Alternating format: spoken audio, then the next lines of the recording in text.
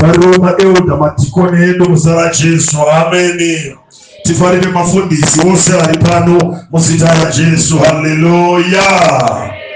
Ngatifure maBhaibheri edu. Nhasi ndine mascripture akawandisa atichange tichiverenga as we be going through shoko raMwari. Tichange tichiverenga a lot of scriptures.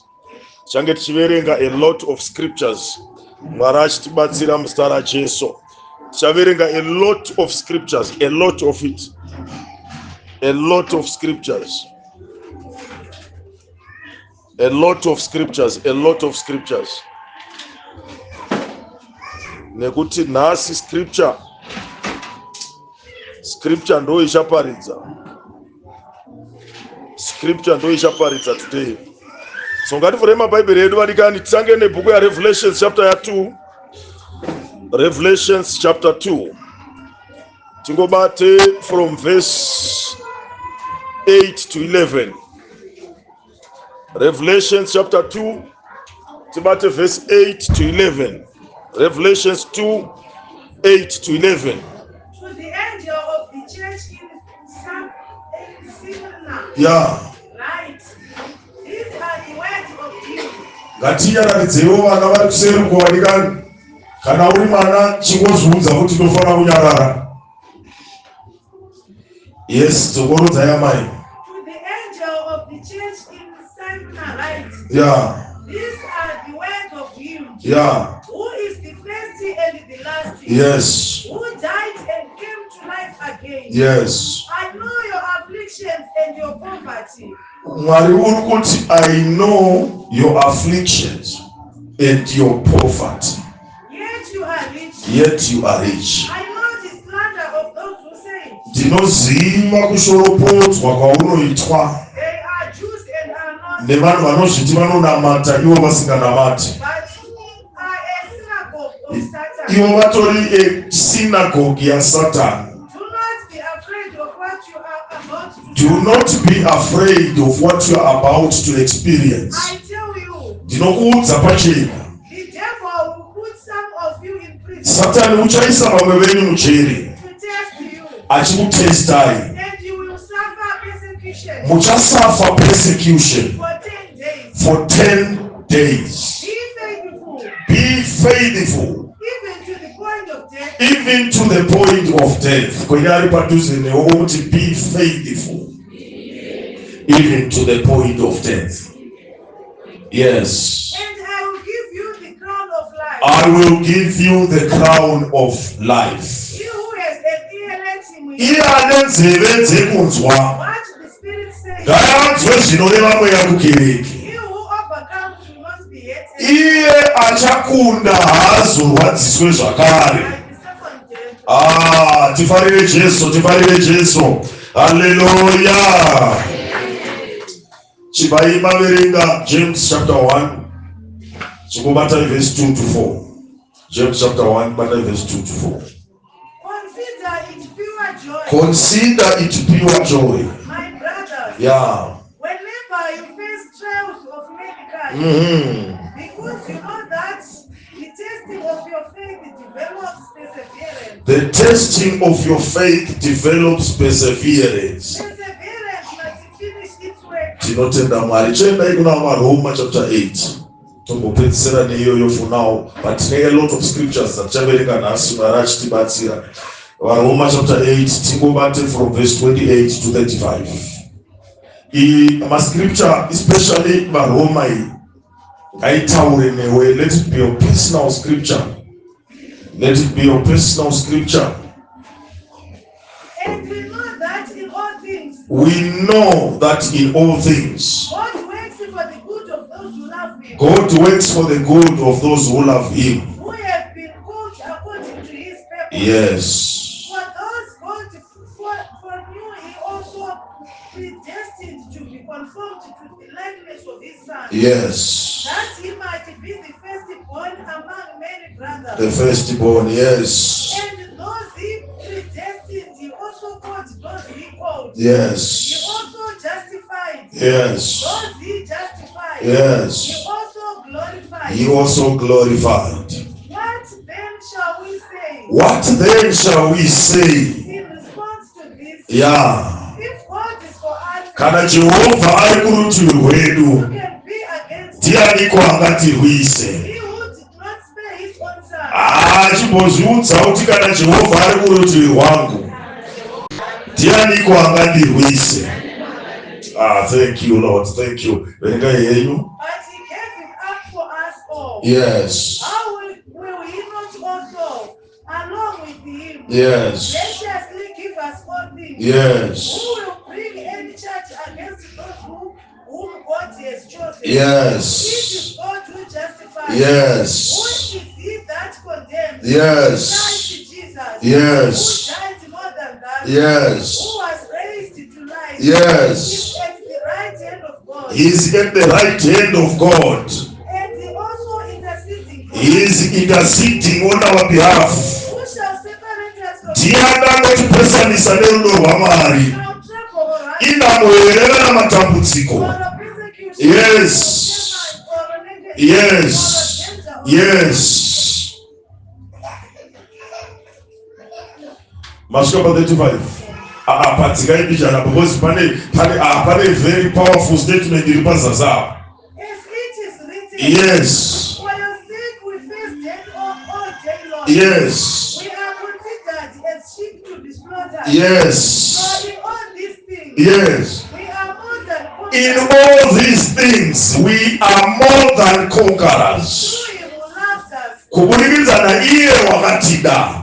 Wakomana tiri vakundi nekupurikidza. Baba ndinokutendai maita henyu neshoko renyu. Taurai nemumwe nemumwe uri pano Mwari. Tibatsirei patiri kurinzwa vhangeri rishandure upenyu hwedu. Rititsiure, ritidzidzise, riti encourage, ritirayire, ritikomborere. Mwari tiri kungonamata kuti mutibatsire. Tivhenganise shoko iri nekutenda kuti rikoshanda muupenyu hwedu muzita raJesu. Hallelujah. Ndinoda kutenda Mwari, ndinoda kutenda Mwari. Just tell your neighbor kuti usati step. Amen, amen. So vadikani nhasi panodauya nenyaya yandangopawo kamusoro kweshoko kandati stand firm to the end. Mira nesimba kusvika pekupedzisira. Tiri kurarama pamazuva akaipisisa.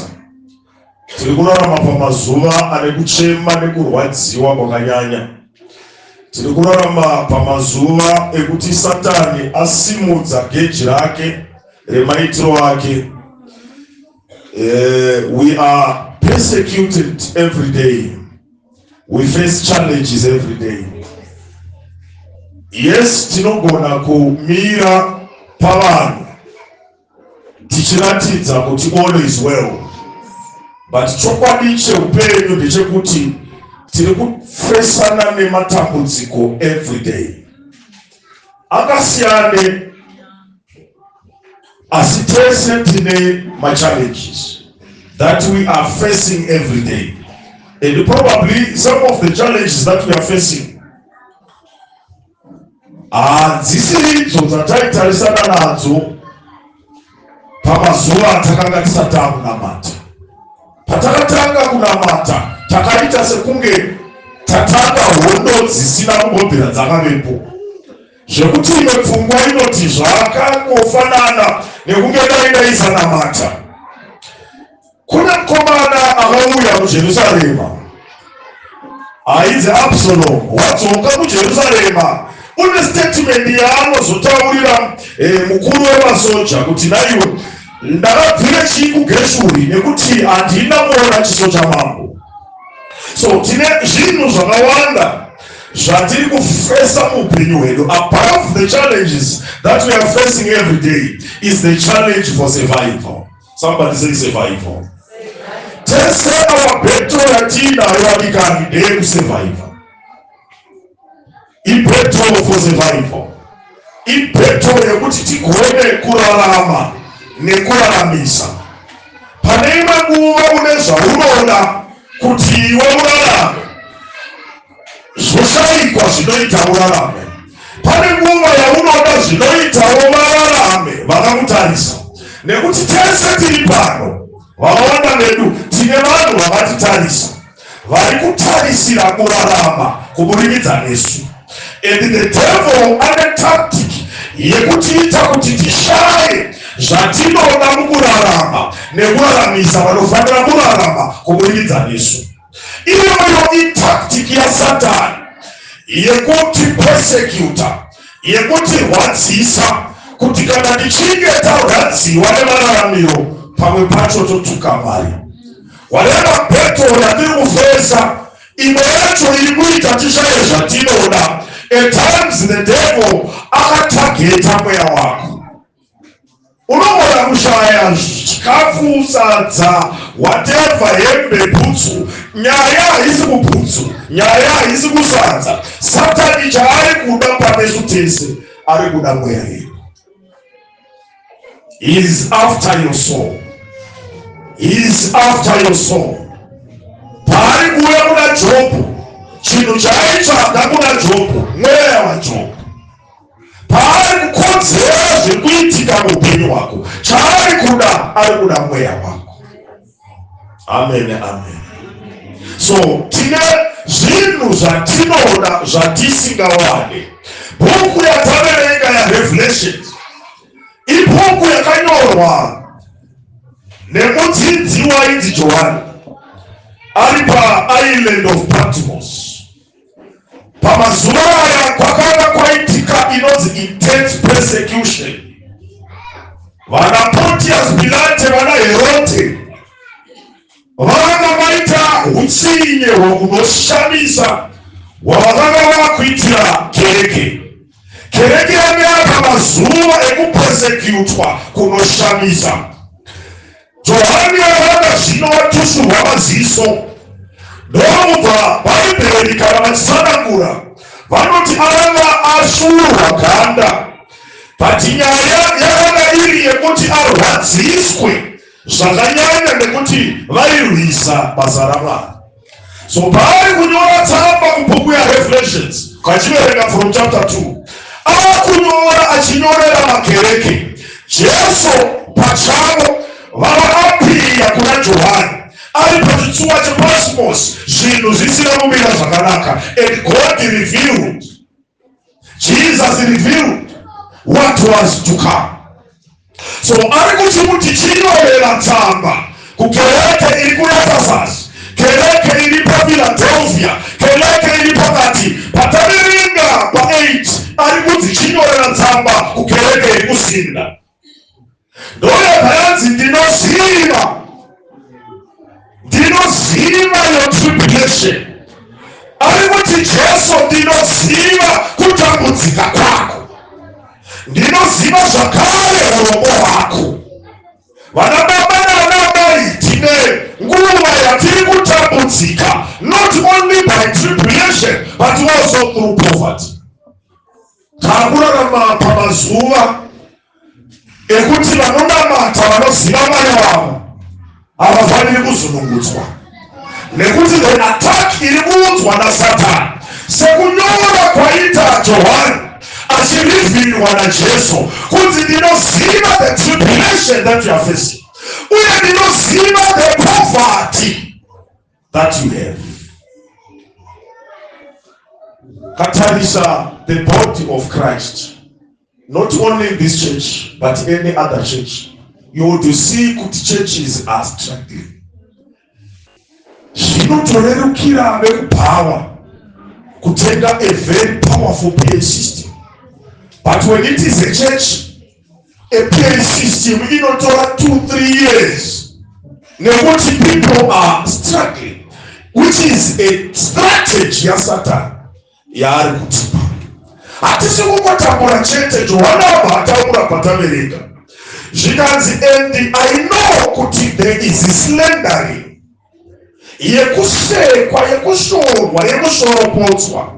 Hameno kana paine mumwe wedu ari pano who has gone through a process in life yekuti you have suffered, as if that is not enough.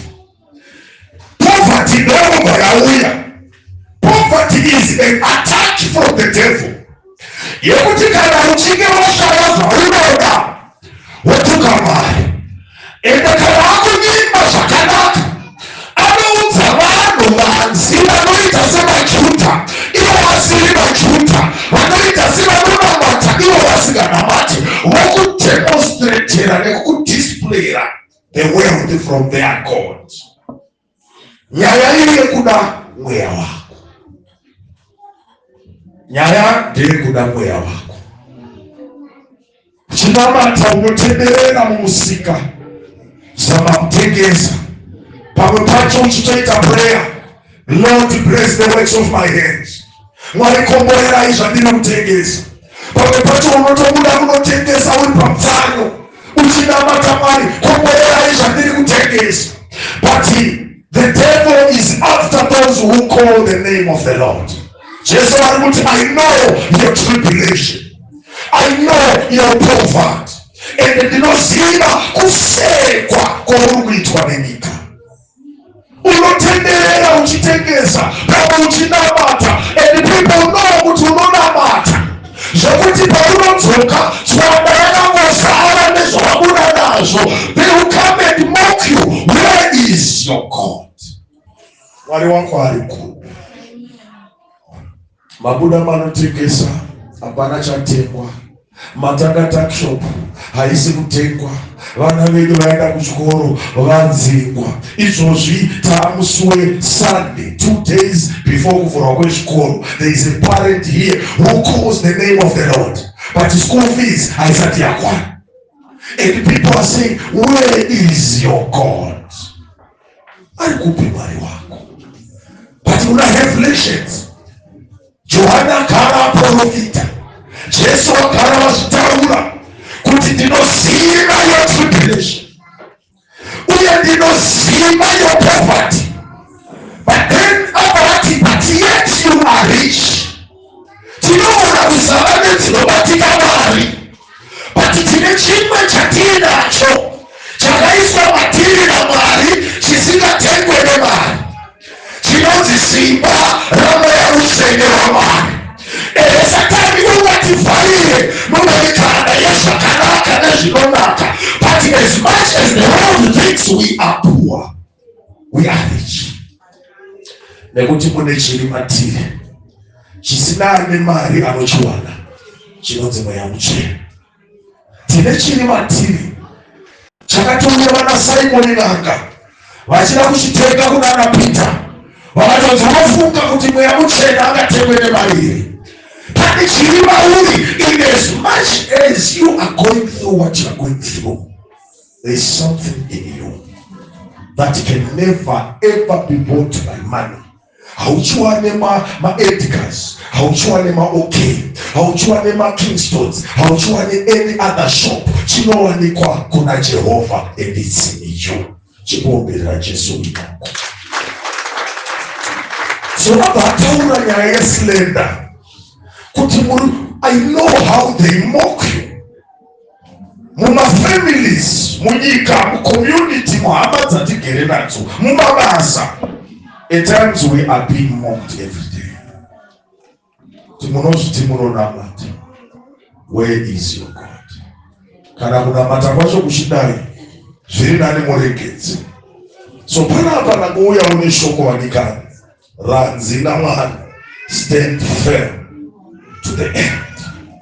Mira nesimba kusvika pekupedzisira. Mira nesimba kusvika pekupedzisira. Tazoverenga bhuku yaJames chapter 1.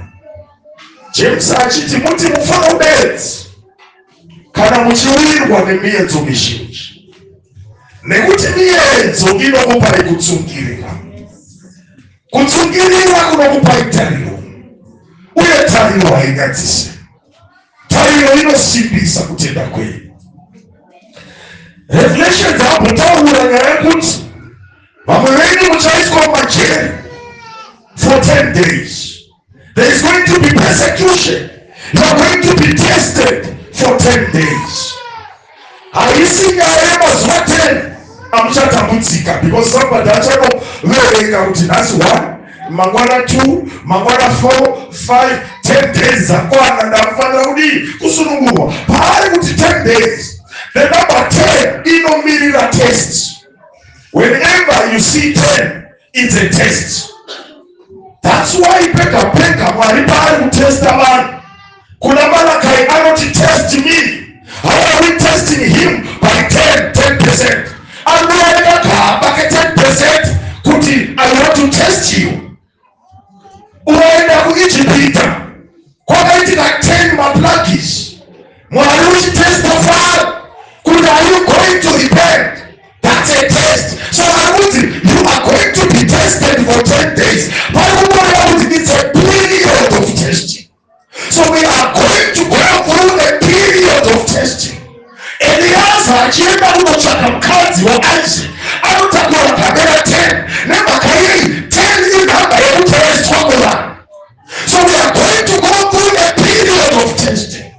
But the Bible anasumia kushika pa kuguma acha kuomba hilo. Be faithful even unto the point of death. Amen wadikani. Amen wadikani. So today are the Muslims, the people who mock us. Wakafana na Sanballat, who mock us because of our situations. We are going through trials. We are going through tribulation. We are going through a period of testing. Pa period yoyo tilikusangana na Sanballat. Vano vanonoti testa. Vano vanonoti moka. Vano vanonoti seka. Vano vekuti kana ukataura navo pamwe pacho unoguma wakutonyenyeredza kuti ndikangosangana nawo nyaya yavo inongodzokera bheki kuna Mwari wako. If God is with you, elder, why are you like this? If God is with you, why is your situation like this? If God is with you, kosei mwana wako andai. If God is with you, kosei mume wako andai. If God is with you, kosei mwana wako wafoira. This is a period of testing. But James hapa Timothy mfano bezi kana mchiwirwa nemiedzo mizhinji.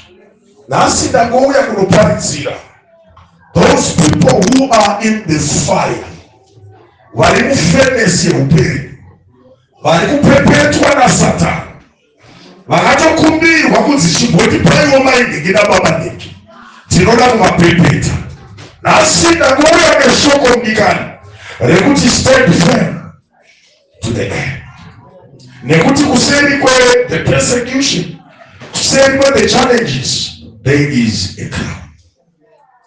Padai prepare ceremony iyi Mwari aibisira zviso zvevanhu vari kuita go through maperiod yeupenyu ekuti havanzwisise what is happening. Havana kana tsananguro yezviri kuitika. Havana kana tarisiro yekuti saka ramangwana racho richazodii. But shoko raMwari rati stand firm to the end. Nekuti acharamba akamira. Bhaibheri rangu rati there is a crown. Amen, amen. Amen, amen. So this persecution, these challenges, hadzitagete vanhu vese vese vanababa naanamai. Tiri muno muchechi chinoramba. Hatisangani nematambudziko akafanana. Satani kana achitageta, unotageta those people who have the heart to serve God. Vanhu vanochira basa raMwari, vanhu vanonzwa nyota yekunamata, vanhu vanonzwa kuti basa raMwari toite iraro rifambe. Those are the people who are targeted by the devil. Nemakayei achitageta vanhu ava nekuti it's a battle yemakingdoms. Tiriwanikwa pakati vanikani, but our battle ihondo yemakingdom. Hazvina kutanga nesu. Jesu une prayer yaakaita akati baba ndakubuda munyika, vati ava vari munyika ndinovabatira. Sezvandakaita ndakakuda nyika, ava ngavakudewo nyika. Vari sevakwai pakati pavapenyu. Handivanabatira kuti vabude munyika, asi vari munyika imomo Jehovha vachengetei. Kuna vari pano you are going through period of uncertainty, period where you are questioning God. People are saying things left, right, center. Where is your God? Why is your situation like this? Kids are doing a panel for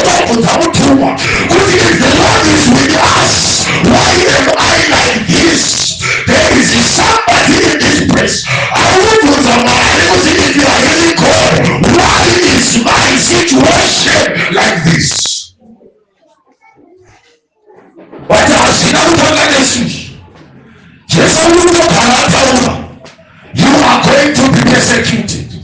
Mchakato wa majeri hatijaweza kushukuru bitese but it is surely tilizwa majeri hasiati wanaulizwa mcheri ya marriage marriage inotaka kuwa wanaulizwa mcheri ya uongo reutisha uongo achifande wanaulizwa mcheri ya uwe tilizwa majeri hasiati but it has to be faithful to the point of death.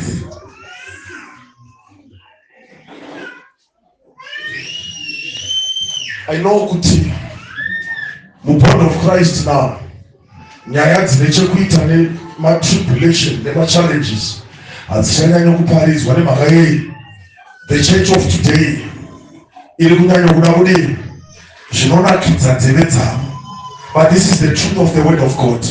No matter how prayerful you are, this time of testing inouya, time yekuiswa mjeri na Satan inouya, time yekuedzwa na Satan inouya. Vamwe tatuomo, vamwe vagara varimo, vamwe vari kupindawo, but surely every person akatenda muna Jesu, the time of testing will come. Kwenye ari padhuze nomudze tibone kutestwa, it's coming, it's coming, or it is already come. Panguva yekutestwa ndopanguva yaunofanira kuita stand upon the word of God, stand upon the promises of God. Panguva yazvisina kubvumira zvakanaka, there are promises of God. Dzaanototi chero mukapinda mumvura inoyudza, I will be with you. In those seasons when things are upside down, that's when you hold on to the word of God. You don't hold on to miracles, because miracles will pass. You don't hold on to testimonies, because testimonies will pass. But you hold on to the word of God. Kushoko ramwa vanoziva shoko ramwa ndo vanoziva Mwari wako, vanoziva Mwari wako. Chero nguva dzekuyedzwa dzikasvika, havazonokutswe ndavakatsika pashoko raMwari. Unzwika here pano vana baba nana, taitarira mubody of Christ, vanhu vari kuuya kumachechi looking for miracles. Miracles are good, but miracles will not make you stand during times of persecution. Those who stand during times of persecution are those who are standing upon the word of God. No matter how unpopular, no matter how unfamiliar it is with the word of God remains a solid rock.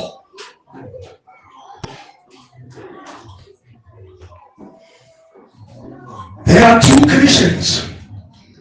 One is in church because of miracles. The other is in church because of the word of God. This one auya kuchurch, anouya kuchurch because of miracles.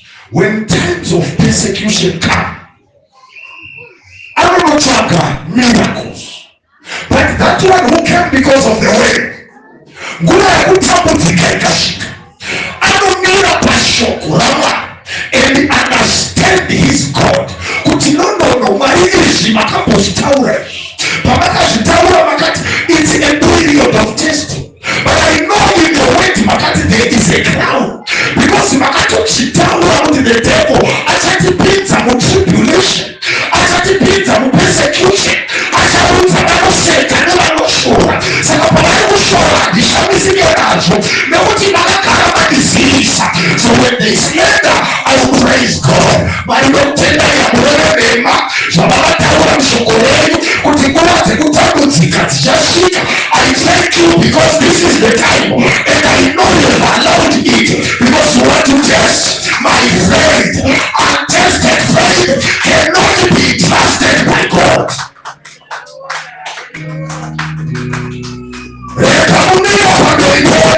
And tell us about the faith when he has never went through the cross.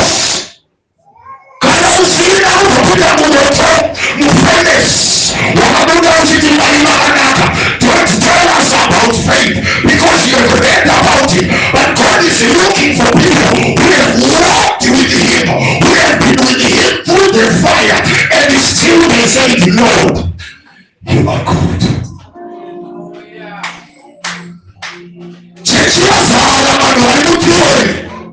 Vanhu vanoenda shoko raMwari, vanhu vanoitwa musocial media, and God is looking for people vari kufamba navo, achipinda navo mumvura dzinonyusa, but vari imomo vachinyura, nyika ichiseka, ivo vachisimudza maoko vachiti makanaka Jesu. Mwari wangu kundirwira kana musandirwira, munoramba muri Mwari. Kunyange rudanga rukasaita zvipfuwo, kunyange mvura ikasanaya, kunyange mumunda mukasaita chinhu, you will remain my God. I will not praise you because I have a job. I will not praise you because I have money. Yekuendesa vana kuchikoro. With or without the money, you will remain my God. With or without the school fees, you will remain my God. This is how my name said, you are my God. Because I know all things work together for the good of those that you love. And Lord, I thank you because I am one of those people that I have things that are working together. This challenge, it has come to shake my faith, but I believe you are God. You are in control. You are in control. Therefore, bring your best short, but I know my Jesus is sitting on the right side of his Father, interceding on my behalf. What can you do to me? Tell me, say, the Lord is my shepherd. I shall not want. Tell me, because he is with me. Is there anybody else who knows that God is with me? Can you shout and say yes?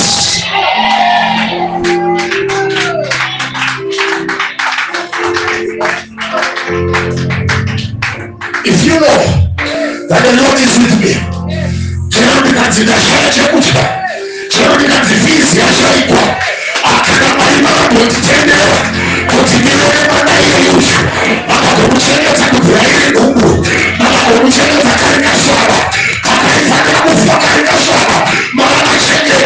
because he had good plans.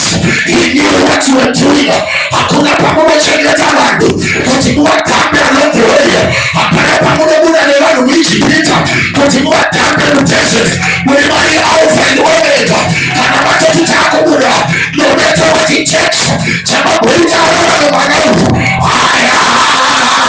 Chero fisi ikashaikwa, chero chekudya chikashaikwa, my hope will always be on my God, because I know he is my redeemer.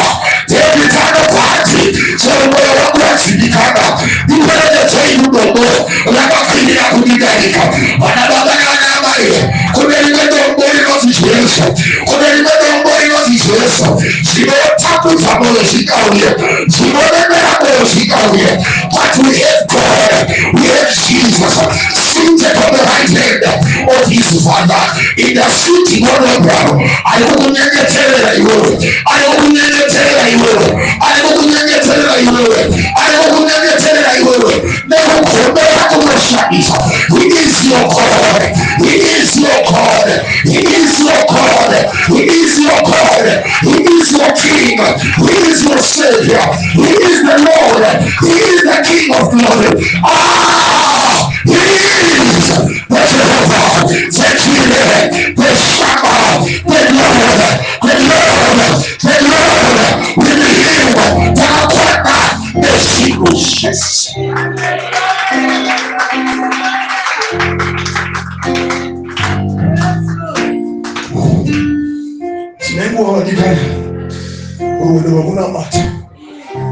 When we were still novices, you would serve God.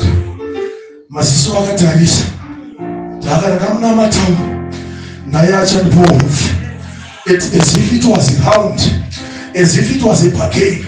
Kana ndamuna matau mwana wangu wanochata, kana ndamuna matau mwana wangu wanoenda boarding school, but aniguva wakatiratidza kuti my relationship with you has nothing to do with food, because zvekudya ndezvenumbu, umugereze kuja azijeza zimupara. I want an intimate relationship with you. I want you and me to have a fellowship in the darkness of what's happening. I want you and me, you and me, you and me. Till we come back 40 years, it's not wasted years. It's time for you and me to know each other, to know each other, to know each other.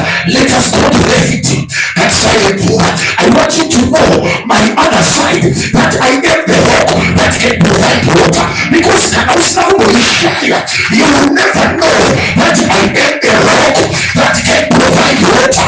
And apart from providing water, I will still work with you. So if I work with you, if you have work and anybody with you, you will not know me. And the benefit. That you will remember me. But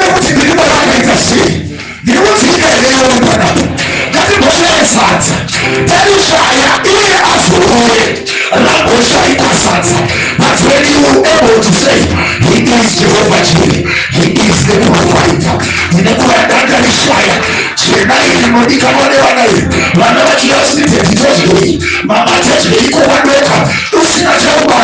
And He stepped in, Jehovah Jireh, who praise Him. Lord, I thank you. You have provided for me. I know my Redeemer is alive. I know. How do we know that all things? How do we know? We know because we have experienced a life where we have walked with Him. He has shown Himself to us. Now we know that all things work together for the good of God. How do we know? We know because we have His CV.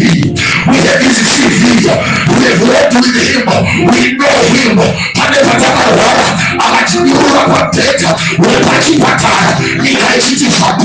How do I know? I know because the how do I know? I know because the how do I know? I know because the how do I know? I know because the but He stepped in. He stepped in to my situation. Is there anybody in the house? I will be Jehovah. You are my God.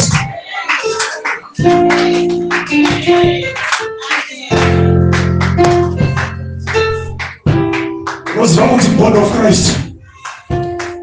Let's impose our but to many people, those songs do not mean anything because they have not seen it. Our certain experience meaning of a song. Mulisimbarangu Jehovah,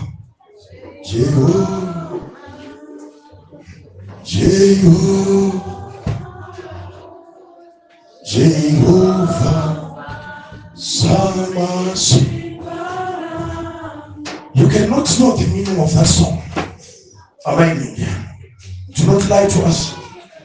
This is a song. You know, Sikamano become famous. In that famous, people run away. Those whom you trusted, they run away. They mock you.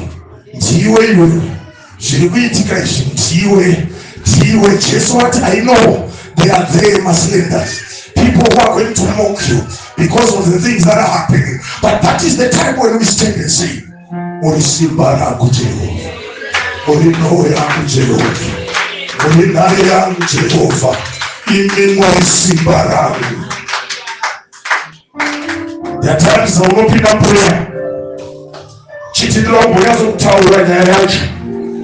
But when you get into prayer and you start to think about the goodness of the Lord, but I tell you not when I think about the goodness of the Lord,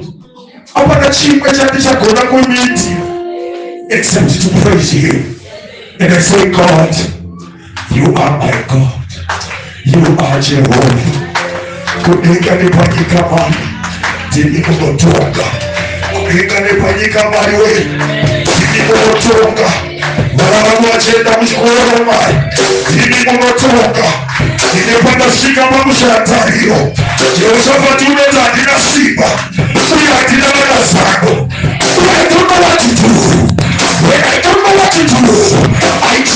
my God, because I know He is my Redeemer. When I don't know what to do, I trust my God.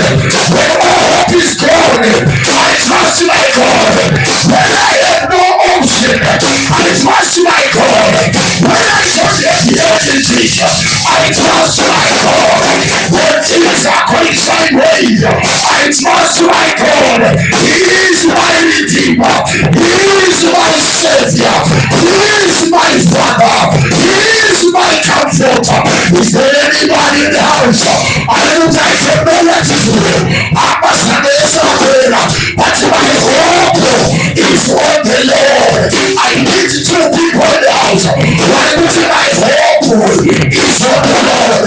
My hope is on the Lord. My hope is on the Lord. My hope is on the Lord. How did you joy when you go through persecution? How did you joy when the devil attacks you? Because your persecution brings perseverance. Is there anybody in the house? I will say I will fail. I will not fail you. I will remain standing no matter.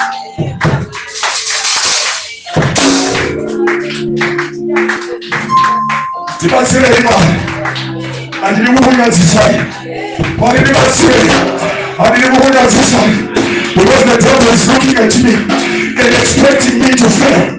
But Lord, I will not fail you. Lord, I will not fail you. Whatever happens, even kumana wangu, Lord, I will not fail you. Walisema unanawasha I will not fail you. I will remain faithful even unto death.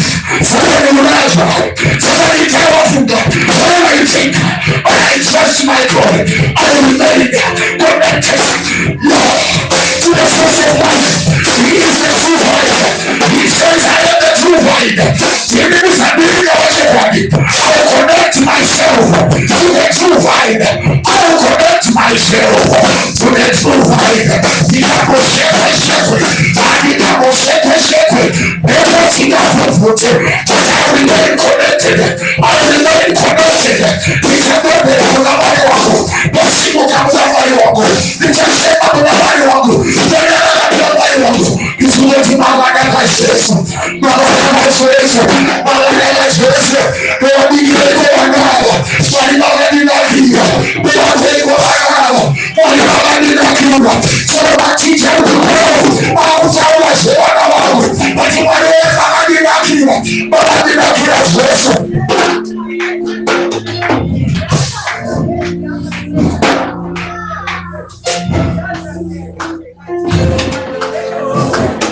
Kuna mshukuru katika nguvu za wako unokarana tokarana mama ni mwana yetu hai basi ufanye kushukuru baba kwa mwana wasimele kushukuru baba wacheza. It is not about trying. I'm trying. Heaven knows I'm trying. Heaven knows my efforts. I am doing what I can. But the devil has put me in the furnace. Ilimusiti wakupendeza. Alipendeza Satan. Lakini ile fara zinachezwa na watu. Kututenda kama msafiri. Alipendeza Satan. Lakini ile fara inaangalia wakobana is watching. To let people encourage you. It's another thing. To let somebody pray for you. We have Jesus pray for us. Kututenda kweli msafiri. Tunacheza alikutumeletera. Tunacheza alikutumeletera. Tunacheza alikutumeletera. Tunacheza alikutumeletera. Kututenda kweli msafiri. Wanashere hapo. Wanashere wanashere wakikuna wakakuna watia watawota ushubuha omesadezekisha oitisesha turugamsefu mwanangu umakura mwanangu kutonionekako kutoniwaiuza otusesha praise your God wachitarizira kukuenda wakalalamuba ukishema wachitarizira kukuenda uchituka bali kutoniwaiuza kutoniomekako kama sheti hiyo kama ule wapata Biblia yako I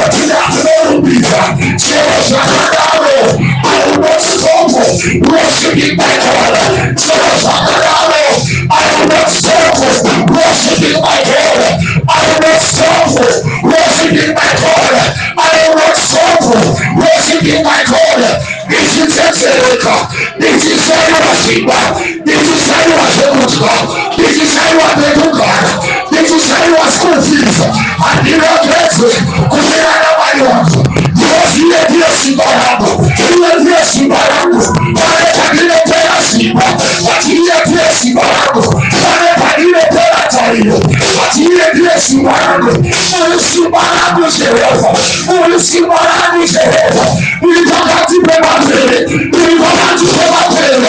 Watilie my strength Jehova. You are my strength Jehova. You are my strength Jehova.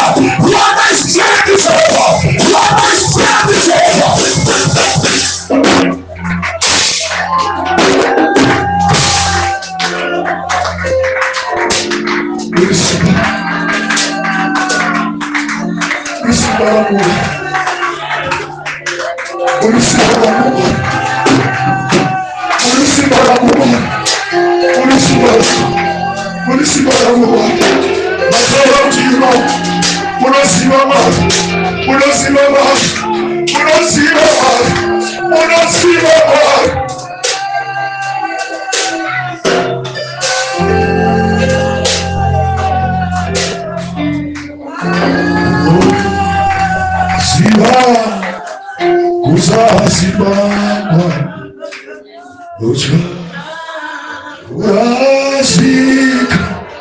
He knows.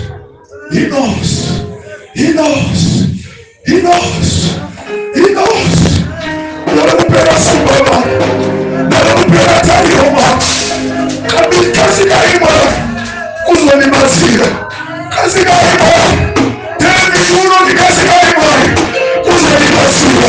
Namuti wanenge wa mikono. Namushwa wa mikono. Namuti msheka wa mikono. Namuti akawina basi wa mikono. Jehova kasigai. Kasigai wemai. Kilipawati pepapere. Kasigai wemai. Uzoni mazira. Kasigai wechose. Uzoni mazira. Inambaye walimuno. Walimunaisa Jesu. Kasigai wali. Uzoni mazira. Kasigai wali. Uzoni mazira. Kasigai wali. Uzoni mazira. Adimira na Jesu. Bilipawati pepapere.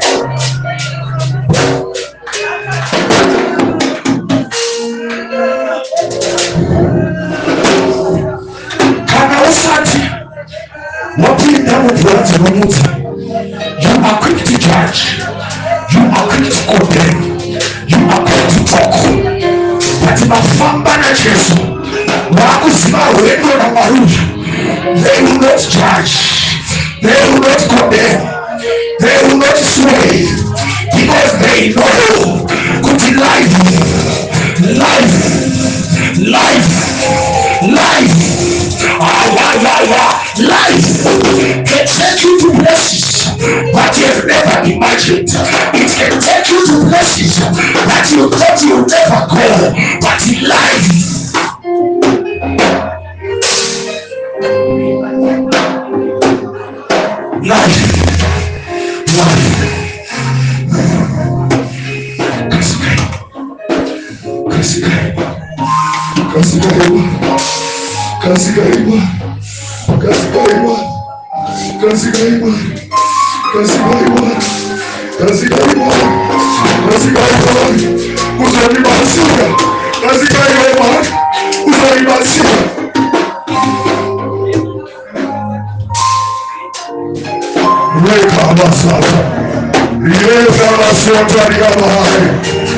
we need strength from God. Sinodora Simba Mamuna Maru. Pare patino pera tari yalika. Pare patino shema. Ina kuna mfisisa mshoki yangu. Bali kuna mashata mfisisa. Patino shema, he doesn't judge me. He doesn't condemn me. But he said to my daughter, be of good faith. My son, be of good faith. He cannot die, he's a weak boy. He's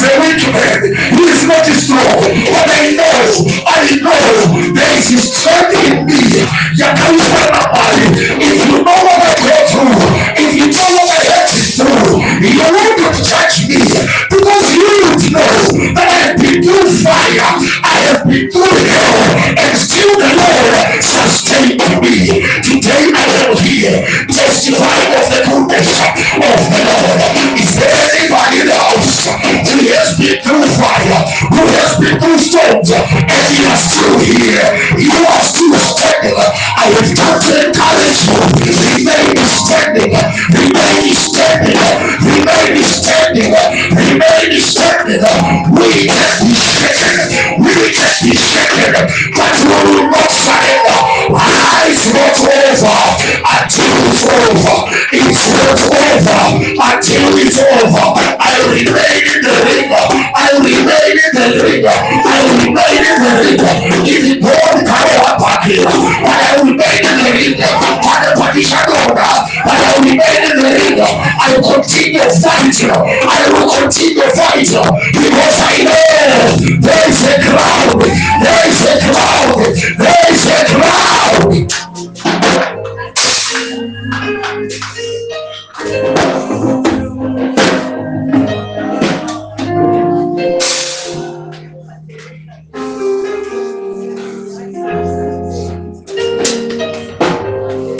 I want to preach to people who have been through the West. People who have been through the West.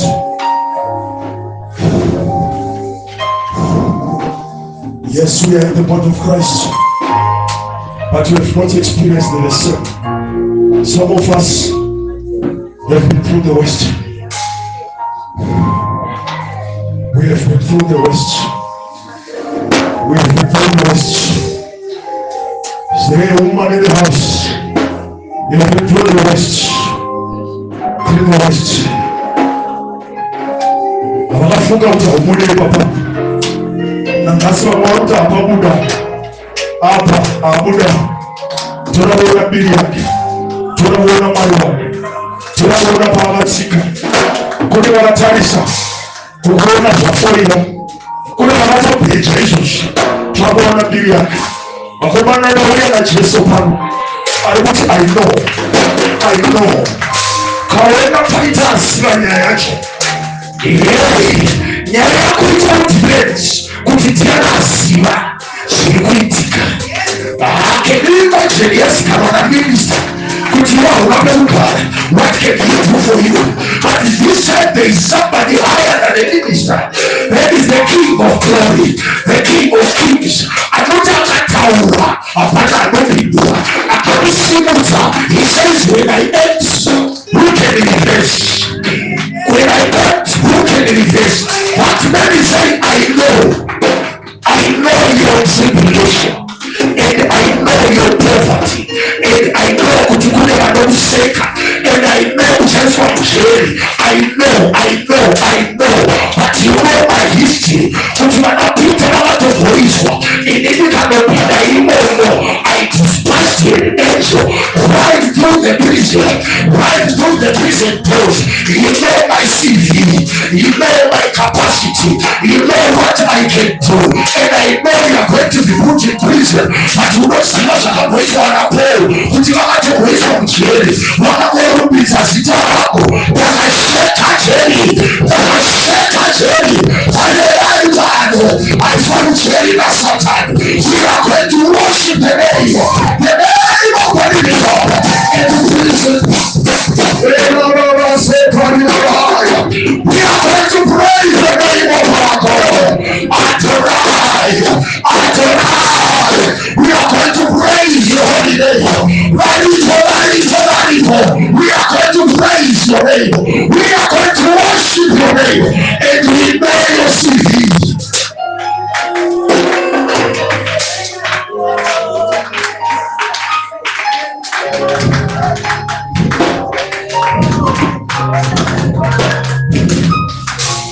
Jesu muri gweta rako hauya kuzokupira.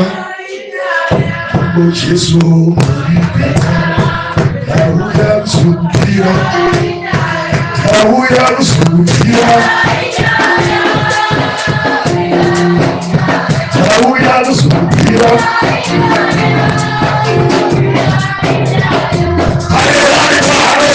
Jesu kuti nauya kunopira gweta remagweta eshe zvanetsa moyo wako. Nauya kunopira gweta remagweta Vanessa ukweli wangu ulikweta hauya mzukia hauya mzukia hauya mzukia Yesu ulikweta hauya mzukia Yesu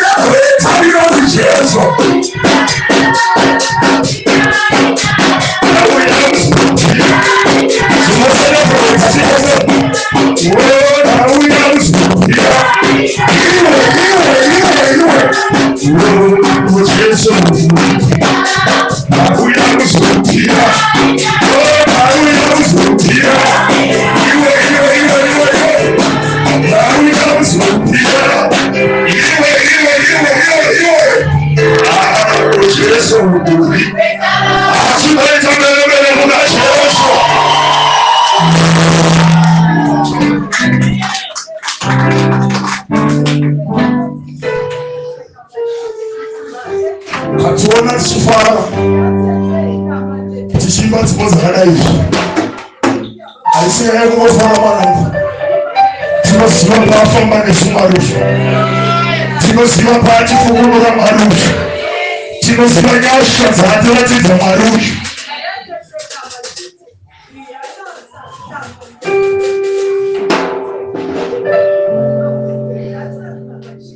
you will go through persecution for 10 days. Remain faithful unto death. Alikuti unoramba uli faithful to me. Chero wapa podi kufa. Remain faithful. You don't divert because you share school fees. No, because the school fees will not kill you. You will not divert because you share food. Because you share nyama will not kill you. You will remain in faith. Wanacho wani wanga bapa chituwa cha Patmos. Watushu wamaziso. Waviwa kanda. Walipa jibo ilopisa. But still at that place, Jesus appeared. It began to show him what was to come. I love this God who has a habit of showing up at those moments when my enemies think I am done. That's when he shows up. And when he shows up, he shows off. Is there anybody anymore? Lord, show off in my situation. Because his word says he dreamed. Yeah, he made a public spectacle. He made money. Pakaupa. Ashikawa utuwa the day. But on that day, I am coming out. On that day, I am coming out. Well, Baba is a shitting, a sin. Yehuda Abude. Well, Baba is a temple. Yehuda Abude. No, Baba is a Makati. Yehuda Abude. And he made a show off. He made a show off. He made his wife the angel. Well, Baba Kobuza Dogo. And I don't believe in Kobuza. Because all nature listens to him. The world is here. Kujuna shoko ataruwa. Rakati vita historia.